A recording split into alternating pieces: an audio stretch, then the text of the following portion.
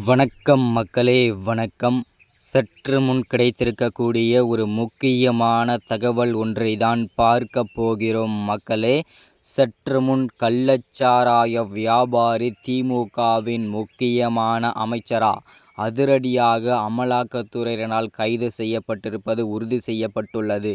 யார் அந்த திமுகவின் முக்கியமான அமைச்சர்? இதுவரை நடந்தது திமுக ஆட்சியா இல்லை கள்ளச்சாராய ஆட்சியா அப்படின்றத பற்றி தான் இந்த ஒரு காணொலியில் நம்ம தெளிவாகவும் துல்லியமாகவும் பார்க்க போகிறோம் மக்களே. கள்ளக்குறிச்சி மாவட்டத்தில் பெரும் அதிர்ச்சிகரமான சோகமான சம்பவம் அரங்கேறிக்கிறது. மக்களிடையே பெரும் சோகத்தை ஏற்படுத்தியிருக்கிறது.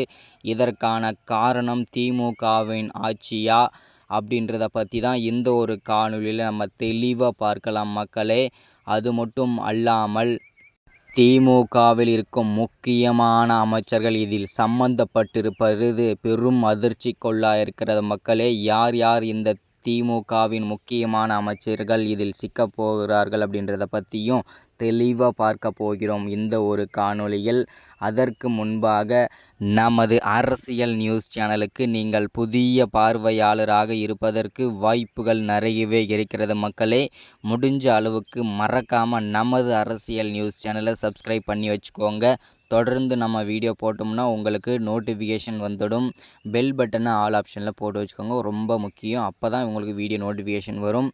மறக்காமல் வீடியோவை லைக் பண்ணிவிடுங்க, மறக்காமல் வீடியோவை ஷேர் பண்ணுங்கள். ஓகே, வாங்க வீடியோக்குள்ளே போகலாம். சற்று முன்பு கிடைக்கப்பட்டிருக்கக்கூடிய ஒரு முக்கியமான பரபரப்பான தகவல் என்ன அப்படின்னு கேட்டிங்கனாக்கா, கள்ளச்சாராயம் அதாவது கள்ளக்குறிச்சி மாவட்டத்தில் ஒரு கோர சம்பவம் அரங்கேறிருப்பது எல்லாருக்கும் தெரிஞ்ச விஷயந்தான். ஒரு சோகமான செய்தி. 130க்கும் மேற்பட்ட விவசாய குடும்பத்தினர்களை பரிதாபமாக விஷ கள்ளச்சாராயம் அருந்தி பரிதாபமாக உயிரிழந்திருக்கிறார்கள். இது பெரும் சோகத்தை ஏற்படுத்தியிருக்கிறது கள்ளக்குறிச்சி மக்களே. இது எல்லாருக்கும் தெரிஞ்ச விஷயந்தான்.